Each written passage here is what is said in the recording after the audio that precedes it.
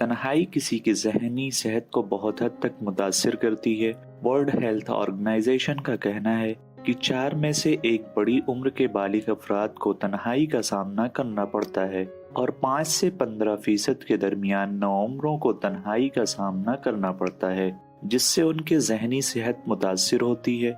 दिमागी सेहत, ज़हनी तंदुरुस्ती हर फर्द की ज़िंदगी में बहुत अहमियत रखती है। ताहम ज़हनी बीमारियां दुनिया भर में माजूरों की सबसे बड़ी वजह बन चुकी हैं और इस कोविड-19 वबाई मर्ज ने पूरी आबादी पर बोझ डाल दिया है।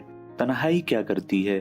तन्हाई अवामी ज़हनी सेहत के अहम मसाइल में से एक है। शवाहिद से पता चलता है कि तन्हाई का ताल्लुक डिप्रेशन के साथ साथ बाज़ दीगर ज़हनी सेहत के मसाइल से भी है। तमाम उम्रों और खित्तों में कोई भी कहीं भी तन्हा महसूस कर सकता है।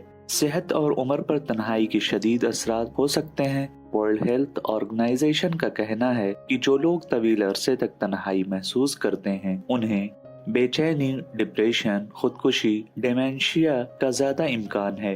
कल्बी अमराज और फालिज का खतरा बढ़ जाता है। जल्द मौत के ज्यादा खतरे का सामना करना पड़ता है। तन्हाई न सिर्फ अफराद को नुकसान पहुंचाती है बल्कि मुआशरे पर इसके शदीद मनफी असरात मुरतब होते हैं।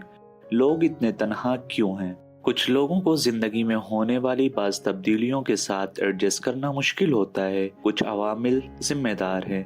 घर से काम करना, बच्चे अपनी पढ़ाई मुलाजिमतों की वजह से मुख्तलिफ शहरों में आबाद हो रहे हैं, बच्चों के दरमियान स्कूल की बार बार तब्दीलियाँ।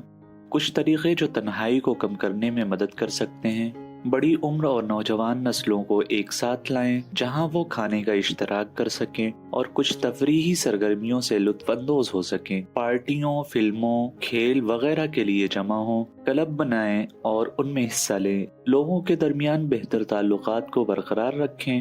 बूढ़े बालिगों को कम्युनिटी और दीगर समाजी ग्रुपों में शामिल करें।